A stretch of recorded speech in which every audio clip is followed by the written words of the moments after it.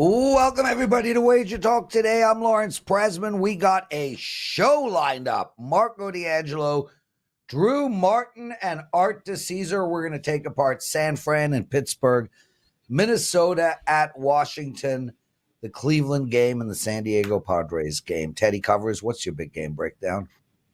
We're going to talk NBA Game 1 tonight, Pacers and Celtics. I've got a team total opinion we'll talk about before this show is through. And, of course, big game breakdown, what bettors learned. We're going to answer a question from the chat yesterday. I thought was a really interesting topic to talk about. So we appreciate all your feedback, all the comments, all the likes, and all the follows. What do we have? More than well over 150,000 of you following Wager Talk on YouTube now. Thank you for all that. And if you have a second, just click that like button right now. We really appreciate it. Lawrence?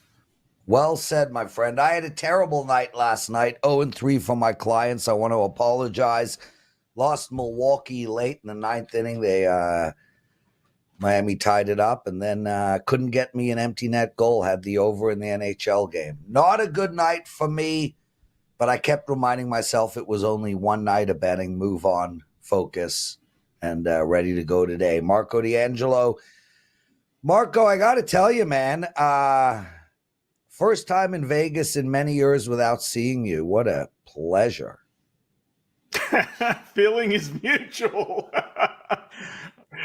All kidding aside, how was the Sphere? Did you, everything that it's cracked up to be? Were you impressed?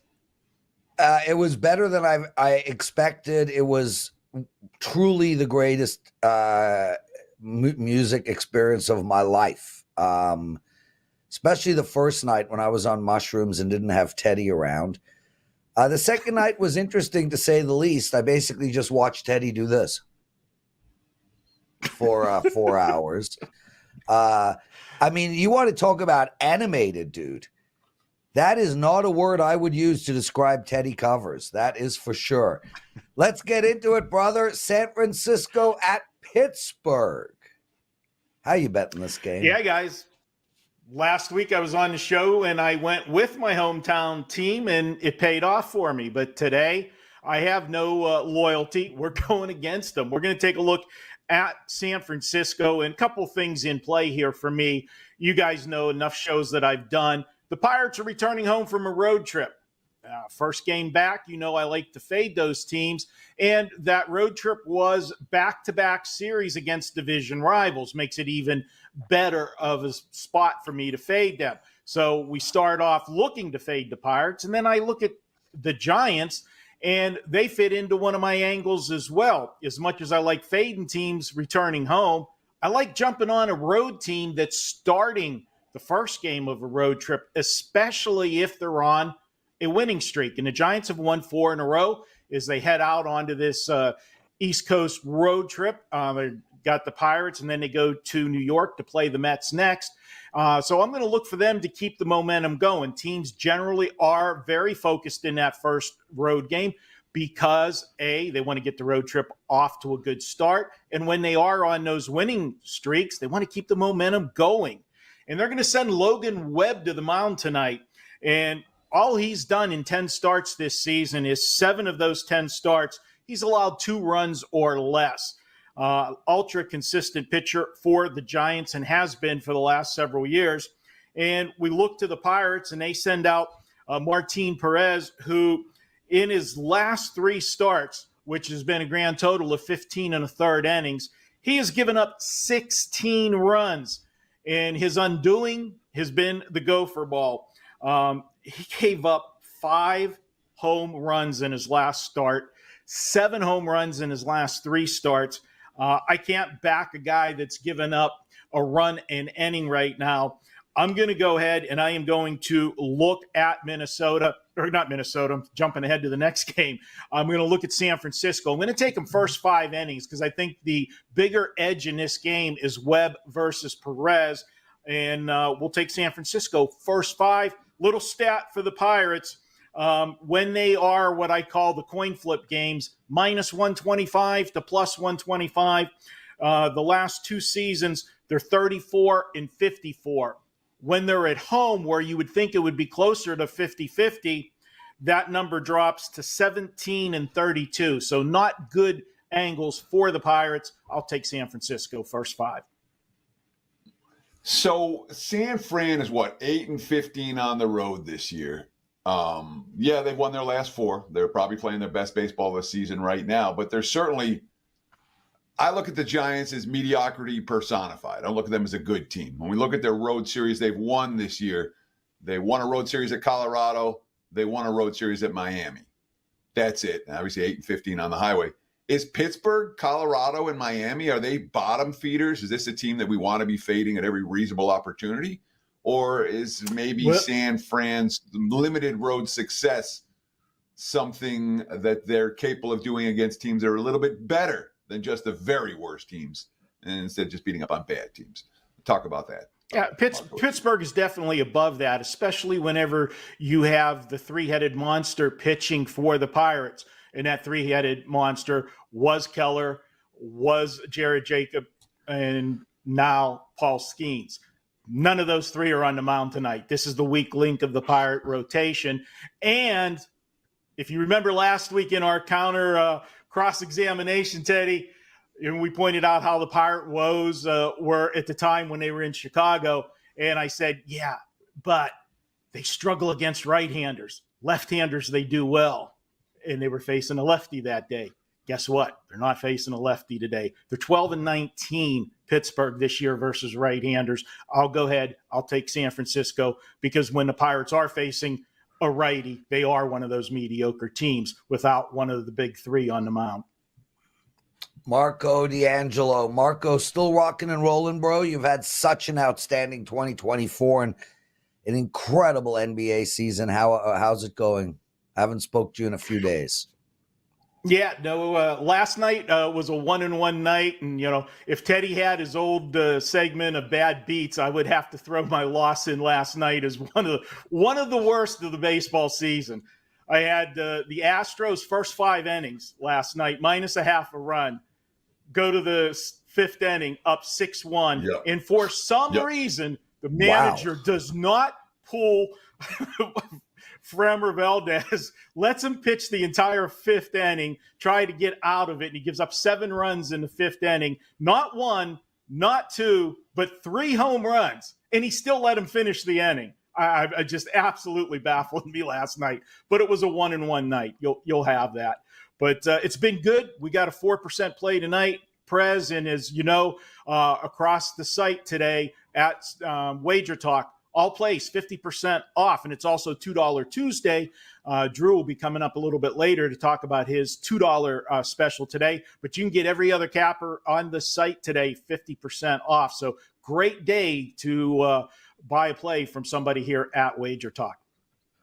Marco D'Angelo joining us. Marco, let's talk Minnesota and Washington. Minnesota is rocking and rolling, man. 7 straight losses. Now they're playing San Francisco, and they're taking their 7 straight losses into this game as a minus 185. How? Why? Okay. Well, they're not playing San Francisco. They're playing Washington. They're playing Washington. My bad. No problem. And they're playing Washington, who's 1-5 in their last 6 games. Yeah, there's no question Minnesota's not playing great baseball right now, but that losing streak, let's point out that prior to last night losing the first game of the series to Washington, they had played the Yankees and they had played Cleveland. Last time I looked at the standings, those are two pretty good baseball teams in the American League. So let's not totally overreact to that. And I'm looking at the matchup here. You've got Joe Ryan going for Minnesota in this game, and he has pitched well on the road this year. He's had 4 starts. He's got an ERA of 1.85 in those 4 starts. Even more impressive has been his whip, which is 0.98, just under 1 base runner per inning. Last 3 starts, strikeout to walk ratio. I love to look at that angle. 17-2 on the strikeout to walk ratio, telling me he's had full command of his pitches. Now let's flip to the other side and take a look at who's on the mound for Washington. And it's Pat Corbin. This is a guy that struggled over the last several years. Baffles me that he's still in a starting rotation for Washington, but they don't have any other options. He's got an ERA this year of 5.59, but what's even worse than that ERA is his WHIP, 1.73. You're nearly putting two guys on base every inning. I don't care who you are. You do that, bad things are going to happen, and that's what's been happening to him. Now, Teddy might point out to me, well, his last start looked pretty good. He went 5 2/3 innings and only gave up 2 runs. On the surface, yes, but 2 things to point out. One was he was playing the White Sox, and as you pointed out, that's one of the bottom feeders in baseball, the White Sox. And the other thing, and this is the big part for me, he went into the 6th inning. He had 0 strikeouts. That's a big red flag for me looking at him and telling him that he was dancing through the raindrops through those innings, not getting anybody out by the strikeout. So I am going to go ahead and look at Minnesota, but because they have found ways to lose games, I'm not going to go the full game. I'm going to go first 5 innings in this one. And why I'm going to go first 5 innings in this one is I don't want the bullpen to be involved. I want to look at the mismatch I feel I have with Joe Ryan versus the Pat Corbin and give another angle to Ryan. This is the first time he's pitched against Washington. What do we always say? The pitcher has the advantage first time through the league when facing a team. That's an advantage for him. I'll have him outpitch Pat Corbin for the first 5. Give me Minnesota. I'll lay the half a run. That brings the price down to a reasonable number. We don't have to lay that big price on a team that's lost 7 in a row. So from a thought process standpoint, Marco, I understand that we all need plays. You got to have stuff to talk about on the show. But I don't understand this one at all. All right. You have an ice cold Twins team, and they're ice cold. They've lost 7 in a row. The most runs they've scored in any game during that span was 4, and they've been held to 2 or less, 5 times. They got 3 yesterday. The Nationals are a team. Brian Leonard came on before the season started, said, watch out for Washington. No one's paying any attention. All they've done is make people money this year. Washington. You talk about Corbin and Corbin's issues. Well, each of his last 3 starts, you worry about his strikeouts. He's a ground ball pitcher. He's not a strikeout pitcher. Each of his last 3 starts, good. Maybe dominant. They're 3-1 his last 4 trips to the hill. They're winning for Corbin. He's allowed, a grand total of 6 earned runs in 3 starts this month. He's been good. Washington's been winning for him. Explain how you can, the thought process of, all right, yeah, I want to lay a price, or I want to lay a half run first 5 with an ice cold team against an opponent that has an overachieving pitcher and an overachieving lineup right now. I'm interested. I'm not trying to rip you. I'm interested in because I could never get there laying $180 with with any price with a team that's on a 7-game skid. Yeah, well, obviously I'm not laying the $180. I'm going the first 5. Me and you see Pat Corbin differently. I know he gives up a lot of hits. He's dancing through the raindrops for me. If you look at all of those games that you talk about, he hasn't given up a lot of runs. He's given up a lot of hits in those games. And that's also why you see the situation between the hits and the walks with him with a high whip. And I'm going to point one other thing out on Minnesota. Yes, they're on a losing streak, but so is Washington right now. They won last night. Okay, give them the win last night. They're 1-5. They had lost 5 in a row prior to that. Granted, they did face Philadelphia in one of those series, but the other series was the White Sox. That's not good losses. But here's the stat on Minnesota. And I pointed it out at the beginning about who they played, Teddy. They played Cleveland and they played the Yankees. Both teams have good pitching, and both teams are playing well right now. Here's a stat that I know you probably didn't have. And I saved it for the rebuttal because I knew you'd come strong at me with taking a play like this.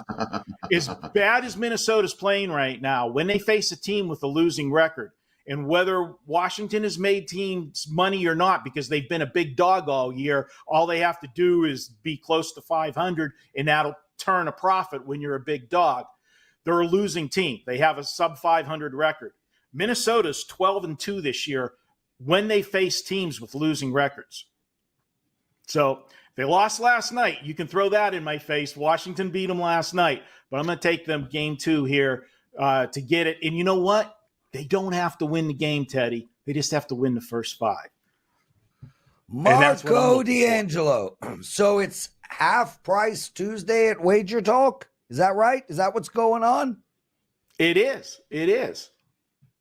Well, and you have what exactly going for the clients? Well, if you listened between the 2 games, I told everybody. Listened to you. I never listened to you. So I'm not gonna promote myself twice. I think the mushroom's still in effect, maybe. Yeah, well, I wish. When you're on them, you never want them to end. However, as it gets closer to the end, you are excited that they're about to end.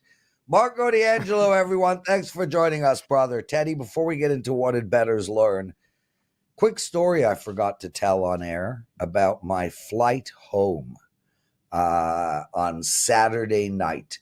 So Vivian and I are on the flight, obviously sitting together as couples do. And around midway through the flight, Vivian goes to the washroom. I'm sleeping at the time. So she climbs over me and ends up waking me up. I've been sleeping for an hour. She goes to the washroom, and I'm like, shit, I need to go to the washroom. There's only one washroom at the back of the plane. So she's in the washroom, and I show up to the washroom, and the stewardess looks at me and says, "You're going in? Have fun, you guys." I was like, oh my God. The stewardess just literally tried to push me into the washroom to join the Mile High Club. So I proceeded to explain to the stewardess that I'm already a member of the Mile High Club. However, I'm a failed member. Many years ago, maybe 4 or 5 years ago, right before COVID, Vivian and I flew to Zermatt, to Switzerland. And Vivian comes running into me about 2 hours into the flight. And she's like, oh my God, they have a handicap washroom. It's huge. It's double the size. We got to go in there and join the Mile High Club.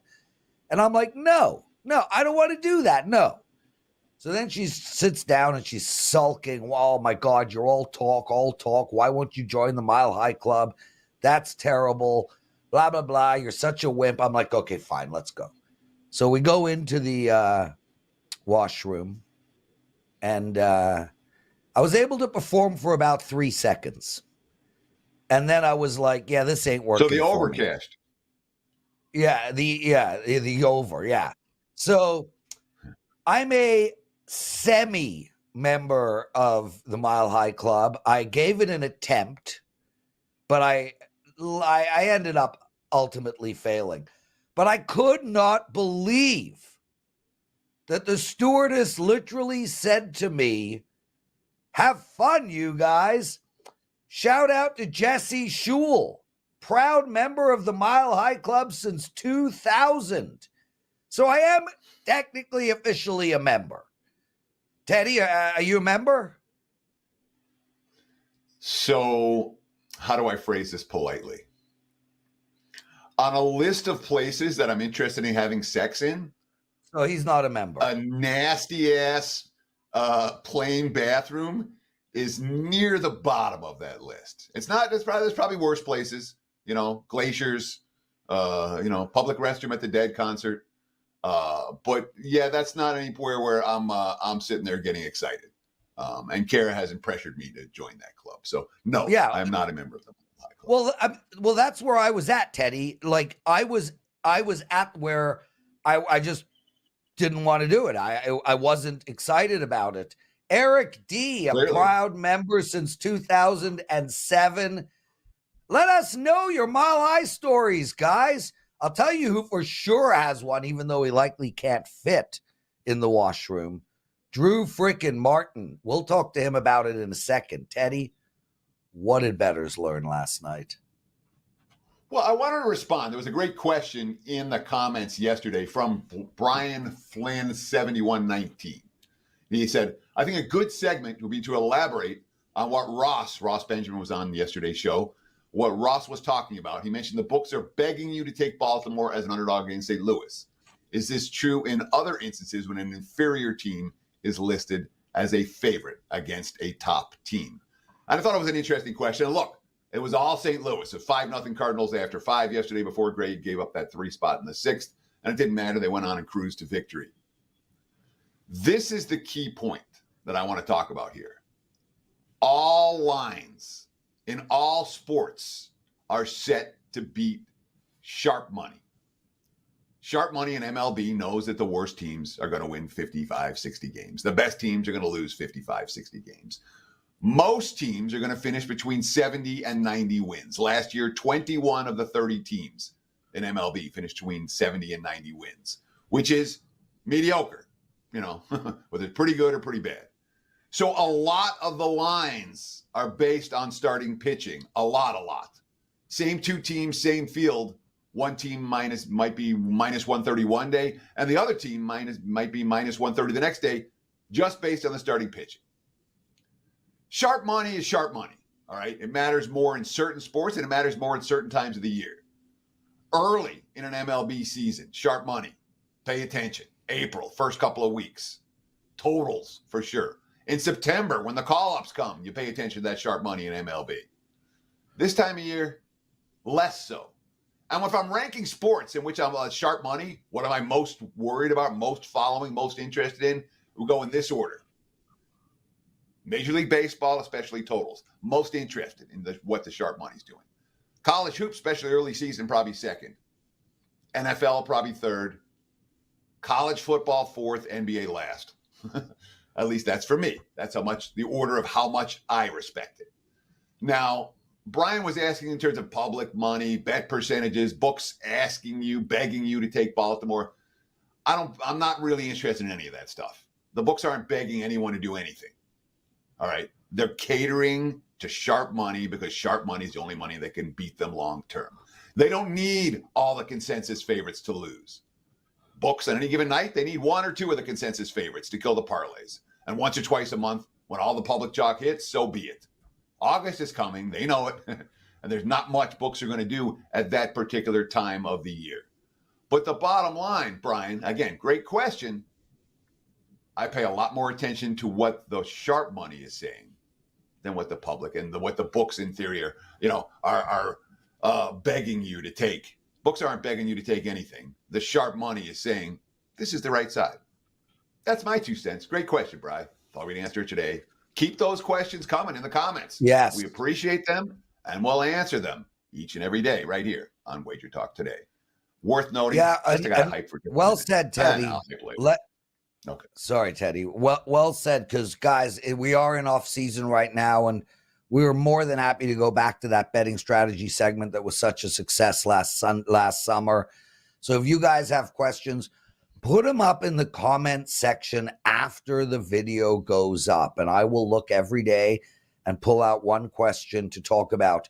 My response, Teddy, is I actually never look at all. Like, I'm not interested in any of it.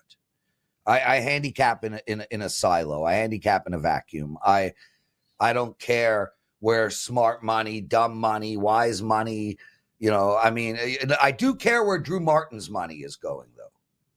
Drew Martin, where's your money going, bro?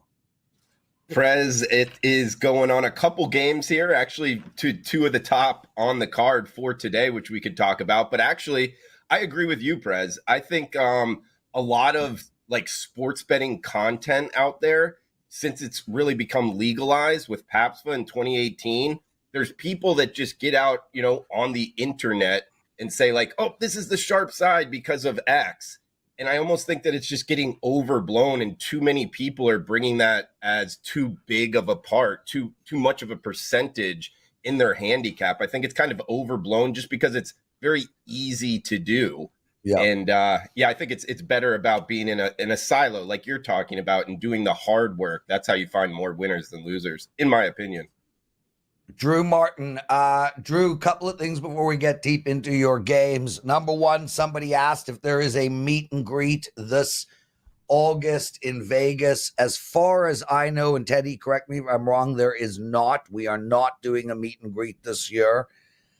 That's number one. Number two, Drew is getting married in a month, and he sent me a wedding invitation. So firstly, Drew, lots of love. Thank you for including me in your big day. Secondly, I can't make it, and I'm deeply sorry. But I promise you that you will not have a bad night because I won't be there. I will have no relevance to the incredible fun that you will have. And lastly, are you in the Mile High Club? I'm not. No, unfortunately. Not yet, anyway. It's not unfortunate, bro. Yeah. Like, honest to God, there's nothing unfortunate about that. I mean, anybody who could actually finish in a bathroom on an airplane needs help. 6:10 Eastern time, Cleveland playing the New York Mets. Carrasco versus Hauser. How are we betting this game? I'm on Cleveland here. I actually, unfortunately, again here in the overnights, I got on Cleveland minus 107. We've seen a huge move here, guys, and I think it's for good reason. Carrasco, yes, he has a 5 ERA, a 5 FIP on the season. Nothing sexy there, but actually he's pitching a lot better of recent. And I'm kind of a handicapper in terms of what have you done for me recently. He's been a lot better. 3 earned runs in last 3 starts. He's averaging 6 innings per start. So I think he could ride a little bit hotter of a hand of late. And he's up against Adrian Hauser here, the starter for the Metropolitans. 7 ERA on the season. Plus, he's a guy that was a starter, and then he got kind of pushed to the bullpen. Now he's coming back to the starter's role. I don't like that profile overall. And his strikeout to walk ratio, 17-23. He's on the negative side of that. You know, we're coming to the end of May here, and he has 5 more walks than strikeouts. That's a guy I can't be betting on. Not to mention the Mets have lost 6 of 8, 8 of 11. I think Cleveland, you know, they've been great, you know, a positive on the season, 15-6 at home. They're up 12 units on the season, and they have a big bullpen edge here. So I can see why the market moved on Cleveland. Some of it's my money. And yeah, guys, I would jump on the Guardians here in this spot. So I had the Guardians last night, and they were nice and easy. The offense didn't get going, but the pitching was tremendous throughout. And one of the reasons I was on that game was so the quotes out of that Cleveland locker room are as good as you've seen at. I mean, really, they're fantastic quotes night after night. Talk about the team chemistry. Everyone believes in each other. They figured out how to win games. There's lots of positives with Cleveland right now. That said, all right, Carrasco, man. Cleveland for the season is 31-17. And they're 3-6 with Carrasco on the hill. They've lost 4 of his last 5. He's given up 5 runs or more 3 times in that span. I understand last time out he was a little bit better, but can we trust Carrasco against the Mets? You know, the Mets can hit. Can we really trust Carrasco against a good lineup that can hit? Because I did not take Cleveland again today after having them yesterday, specifically because this is one hurler I don't trust against this lineup. Talk to me about it. I mean, fully trust, probably not. It's called gambling for a reason, as I know you know, TC. But I mean, I don't know, no more than 3 earned runs in his last 3 starts. I guess he's giving, you know, quote unquote, somewhat semi-quality starts. And if he could kind of give us, you know, 5 innings, 2 earned, I think we're sitting pretty, particularly with Cleveland's bullpen. But no, it's a good point, you know. And hey, I think he's the better starting pitcher, you know, than Adrian Hauser. I think that guy is just rough, and we're watching the market kind of fade him. So, I mean, I guess just, you know, to make a long answer shorter, no, we can't fully trust him. Drew Martin joining us. Guys, it's $2 Tuesday over at WagerTalk. We take one of our hottest handicappers, and as you can see by Drew, hot as hell. And we make them the $2 Tuesday guy. He's got an MLB bet going, and you've really been on an outstanding run. Up 43% profit in your last 3 months. Up 15% profit in your last 3 weeks. Tell us about the play. You guys can get that on WagerTalk. Just go to the website. It'll be right smack in your face. Absolutely, Prez. Unfortunately, I lost last night, but consistent over the last 3 months, guys, up over 40% profit. The last 3 weeks have even been better, just kind of grinding away, 1, 2, 3 plays a day, just handicapping the card each and every day, going down with Drew's Daily Diamond. It's the show, new show on WagerTalk YouTube channel. Oh, thank you, Prez. Where I'm putting in a lot of work, guys, and going down the card each and every day.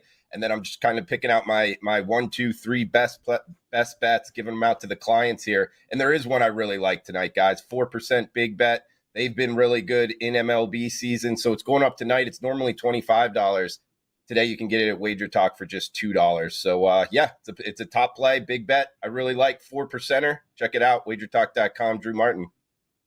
Yeah, Drew, Pure Ruckus writes, Daily Diamond is a great show. Tyler writes, I'm buying Drew's $2 play. Least I can do with those Daily Diamond videos, providing so much value. And I've watched a few, and outstanding. Listen, you were born to be in front of a microphone. So the stuff is really excellent. If there's any chance you could co-host Wager Talk Today with me on a regular basis, just let me know. Okay. San Diego Padres.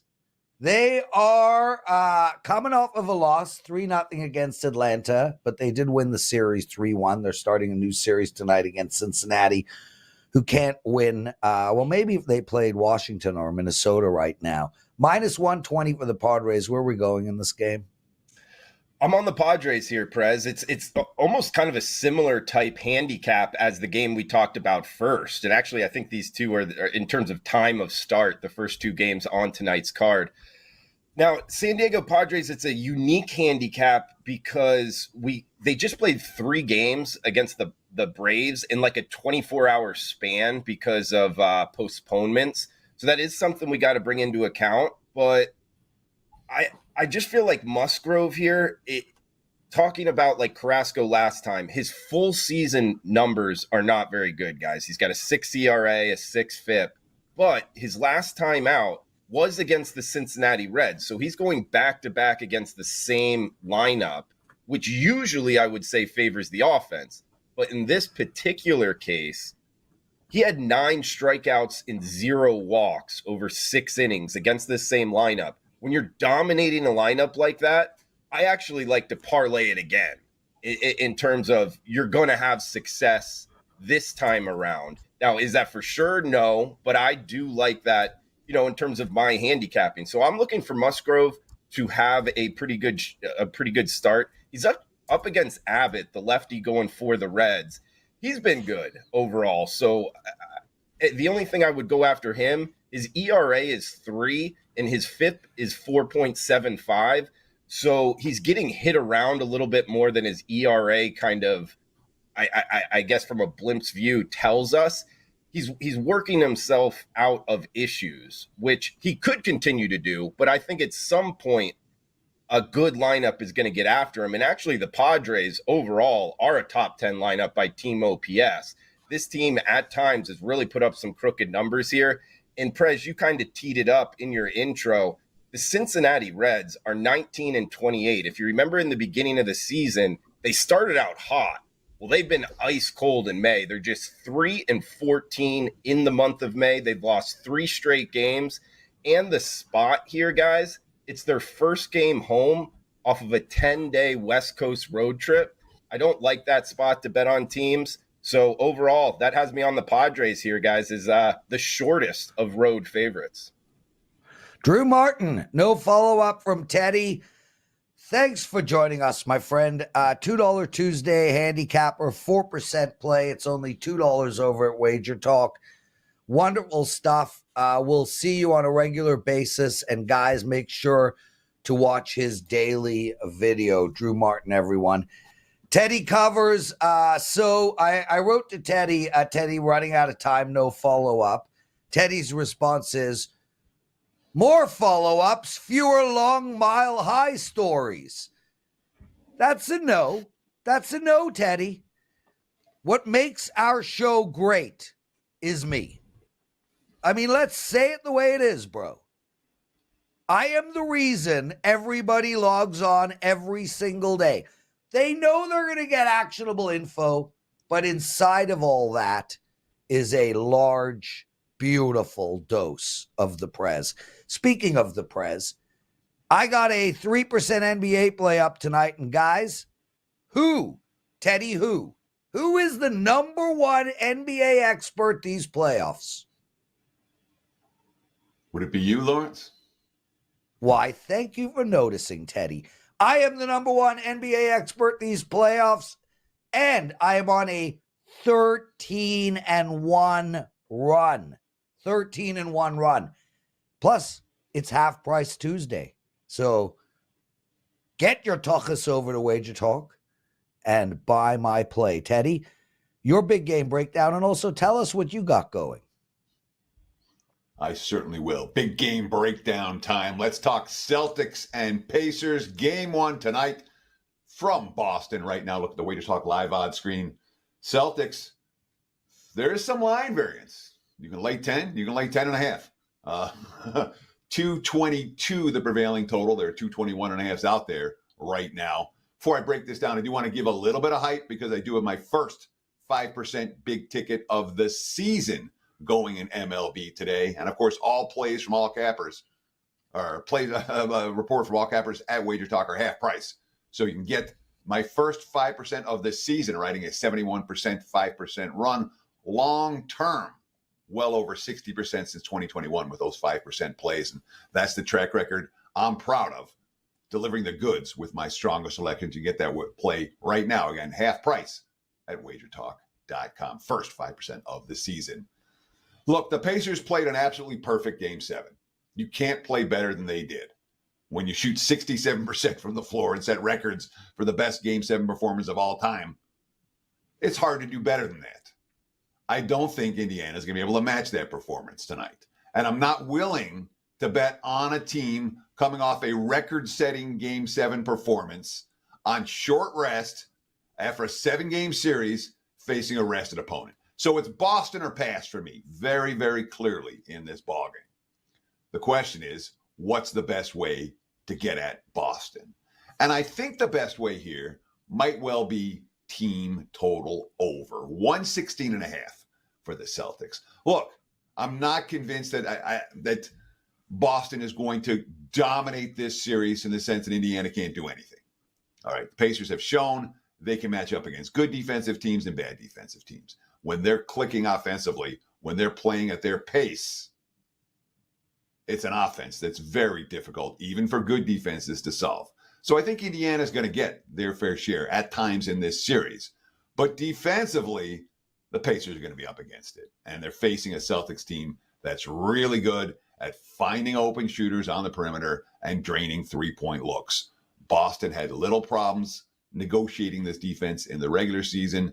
They've had little problems in Game 1 of each of their first 2 series after long layoffs. Celtics team total over 116.5, I think, is the best bet for tonight. There you have it. Big game breakdown. Back to you, Mr. Prez. Teddy, BG Nick writes, Teddy, how do you refrain yourself from reaching out and virtually smacking the Prez? So my preferred methodology for Lawrence would be strangulation. I think it would be both hands as opposed to one for the smack. But yeah, I just reach in there and strangle him. Yeah, there are many times that I want to do that.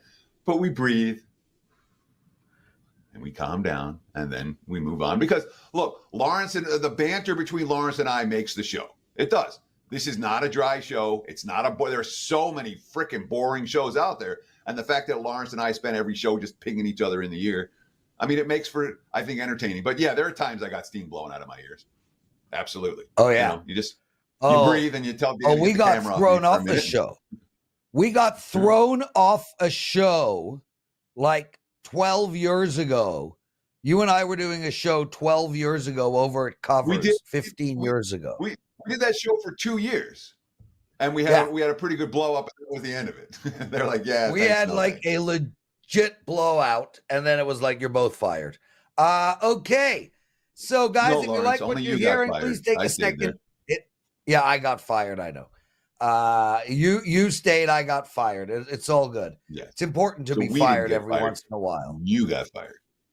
Okay, I got fired. Guys, please take a second out of your day and hit that like button. Subscribe to our channel. Greatly appreciated. Art DiCesare joining us. And right off the bat, obviously, Art, we asked the most important question. Are you in the Mile High Club? I am not. I'm with Teddy. There is no way I could perform in a filthy, disgusting plane bathroom. There's no shot. It's like the two of you have got all these options in life that you're like, no, I have so many options. I'm going to say no. Yeah. Yeah, Well, I got as an you option. know, It's I called was my able bet. I was able to perform for about 3 seconds, Art. So I mean, Overcashed. Anyway, well, welcome to the show, brother. Really appreciate you being here on twice every week now, Tuesdays and Fridays. And Art, before we get into MLB and NBA, we got the semifinals or the conference finals, whatever you want to call it, is set for the NHL. Edmonton playing Dallas, the Rangers playing Florida. I'd like your thoughts on both of these series, what you're seeing or hearing out there, how we should maybe bet them, and then we'll move over to the sports that are going on today. Absolutely. Eastern Conference Finals will start there because that's the first one that pops off tomorrow. Panthers at Rangers. Game 1 line. Basically a pick 'em. Florida, slight favorite. You're going to pay minus 110 with them. 5.5. Total juice to the under minus 120. Series has moved. We opened Florida minus 140. It's now Florida minus 150. I don't know. I know Florida's I don't get it. Than Carolina, but this is like last round. I don't understand how the Rangers are this size of a dog. I just don't get it. I think this is going to be a tight 6-7 game series. And if you're telling me now I'm getting the Rangers at plus 130, once again, I am a Ranger fan. This is not being a homer. I think this is a pick'em series. I really believe that. I think the teams are as equal as you can get. Obviously, the Rangers had a major goalie edge in last round. I think it's a lot closer in this round. But Rangers have home ice, and they just seem like a team of destiny. We know Florida's really good. They were in the Cup last year. I just don't understand the movement. Art, before you take apart the next series, we spoke about this with Carolina being minus 160 against the Rangers, and both you and I were like, that is an insane line. The Rangers are the bet. I think the Rangers are the bet here as well, Art. And not only do I think they're the bet at plus 130, I think they're the bet at even money. I mean, I understand that the Florida Panthers are, last year they made a big run. This year they're playing outstanding. But I don't think there's a deeper hockey team in the league than the New York Rangers. I think this team rolls out 4 good lines, great defense, incredible goaltending, baffling line to me. So I'm with you there. What about Edmonton and Dallas? Yeah, and obviously, the Rangers, one more thing on that. You'd want them to get a little bit healthier, get Filipino back, and they're really good on the power play, and Florida takes a lot of penalties. Oilers at Stars, that's going to be game 1 on Thursday. Dallas, nice size home favorite, minus 130. Total of 6, flat across the board, minus 110. We opened Dallas minus 125 on the series. It's creeped up 5 cents to minus 130. We know this is cup or bust for Edmonton. McDavid has said it. This team believes it. Who knows if this doesn't go the way it's supposed to go? Maybe they break up the unit. Probably not, but there are talks of that. I think Dallas is the better team. I just believe, first of all, the goaltending edge is enormous. It's just, Odger is so much better than Skinner or Pickard, whoever they're going to put in goal for Edmonton. Looks like it's going to be Skinner moving forward. Oilers will be tough in the series. I like the Stars in 6. I think they move on. And Prez, talking about the Rangers, just look at the cup odds. Dallas plus 230, Florida plus 240, Edmonton plus 280. We have the Rangers 4-1. That might be the move. Just take the Rangers 4-1. How could they be the last choice? and a sizable last choice. It's Makes incredible. no All sense. those three teams. Yeah, it makes no sense. I'm with you. So to me, I think it's going to be Rangers Dallas in the cup.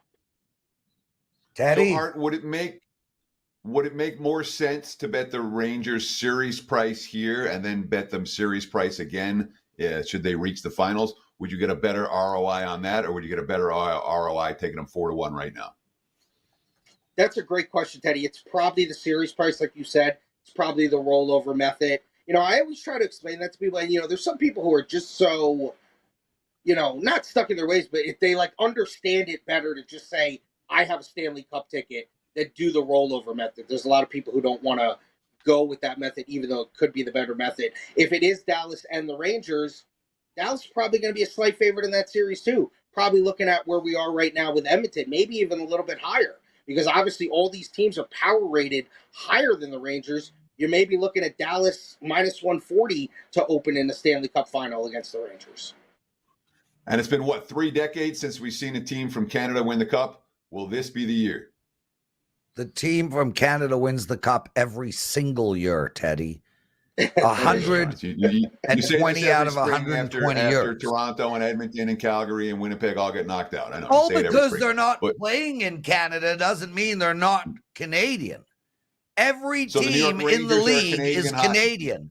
They just loan themselves to another city.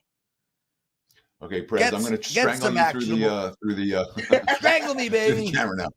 We'll do some Bart Simpson here. Edmonton got a chance, or is Edmonton? If you're gonna rank them, would Edmonton be last? For me, they would be, but obviously Edmonton, with all their talent, has a chance. I just think when you look at the goaltending situation, they're clearly last there, and that's not the end all be all.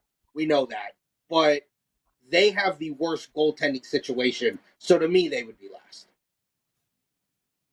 Let's talk some NBA. With Final Four in the NHL, Final Four in the NBA. The Celtics, the clear favorites. What's your liability on Boston? Do you have a lot of liability on Boston to win the East? Do you have a lot of liability on Boston to win the finals? Who are you worried about? Do you have any long shot tickets with Minnesota or Dallas or Indiana that you're concerned? Talk to me about your futures position at the Westgate Superbook here in Las Vegas for the NBA, the semifinals. It's a great question, Teddy. NBA Finals right now, Boston minus 150 to win it all. Minnesota plus 250. Dallas, who we did have at 11-2, is now 5-1. And Indiana's 35-1. We're actually okay on 3 of the 4 teams. The one team that would hurt us if they win would be Dallas. Dallas is the one team we don't want to see win. We'd be a slight loser on Minnesota to win the West. Any of the teams in the East win the East, we're good on that. So we don't care. Probably be better for Boston to win the East. That would be a little bit better than Indiana, but they're both going to be plus outcomes for us. We want to avoid Dallas winning the whole thing, and everyone else will be fine on it. And Art, I know you talk to a lot of bookmakers around town here in Las Vegas. Is that a common position among the various houses, or is that something that's kind of specific to you at the Westgate?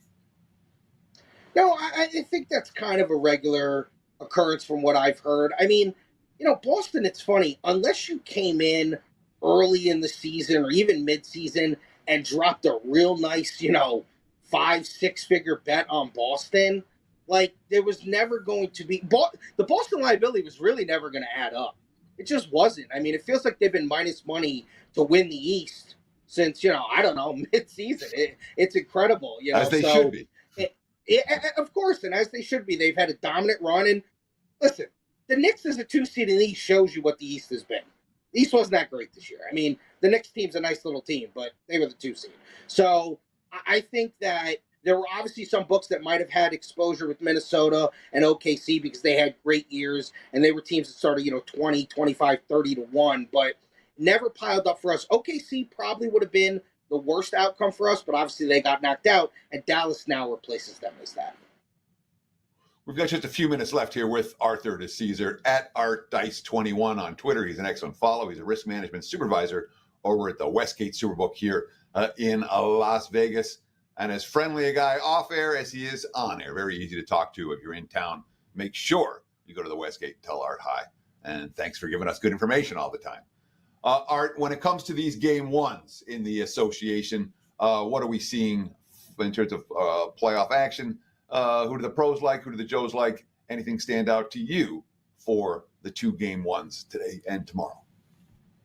Yeah, game one, Pacers and Celtics. Obviously, that's going to tip tonight. Boston minus 10, 220 or 222 is our total. We opened 9. No surprise, we saw Boston money. Totals just ticked up half a point from the opener, 221. I heard you the other day, I believe, talk about the series price is kind of going all over the place. We opened minus $8. We're now at $9. There's kind of, some places are $12, $14. But you got to remember too, some people have different takebacks, all that type of stuff. So Boston is obviously going to be very strong in this series. They're going to be bet on. Even the first half, -6, -115. We went a little bit of juice on the first half. I think that Boston will come out strong after the Pacers obviously played a grueling 7-game series. Game one of the Mavs Wolves is, total's really been the mover here. Open 206, sharp money took it up to 207. We now ticked it up another half a point to 207.5. So you've seen a 1.5 move to the over in that. And pretty good two-way action. Laying 4 with Minnesota, we get to 4.5, taking 4.5 with the Mavs, so that's pretty good. The series is the one that's been wild here. We opened Minnesota -150, -160, -170, hit as high as -190, buy back on Dallas at +160. We've gone down a little bit now. We're now sitting Minnesota -180. So that's been really the mover in all of this NBA stuff is the Minnesota love because of what they did. And you expected that because they beat Denver the way they did. Art DiCesare. You killed it like always, Art. Thanks so much for joining us, brother. What do you got to promote? As always, the Westgate guys come down. A lot going on, of course. NBA, NHL playoffs, Major League Baseball. Hopefully on Friday we can talk a little bit about the NFL. We got all our NFL stuff up for the most part. Playoffs, win totals, all those things. We've had week 1 up for a while, so maybe we could dive in a little bit on Fridays to some of the NFL stuff, see kind of where the early money has come in on some of those win totals and to make the playoffs, yes, no. So as always, guys, Westgate, come down, check us out. Art DiCesare, thank you so much, brother. We'll see you on Friday. Teddy Covers, tomorrow is my 55th birthday. So we need to do something big for this show. I'm leaving that in your hands. Take us home, bro. Yeah, you know what I'll do? I'll say happy birthday, Lawrence. And that'll be that. That's my prep for your birthday on tomorrow's show. I'll say it. I'll probably remember 50-50. That's going to wrap it for the Tuesday edition of WagerTalk Today. We'll do it again tomorrow and wish Prez a happy birthday in that time frame. And we'll also give you good analysis, breakdowns, and a little bit of entertainment. Thanks for watching WagerTalk TV, and best of luck with all your bets.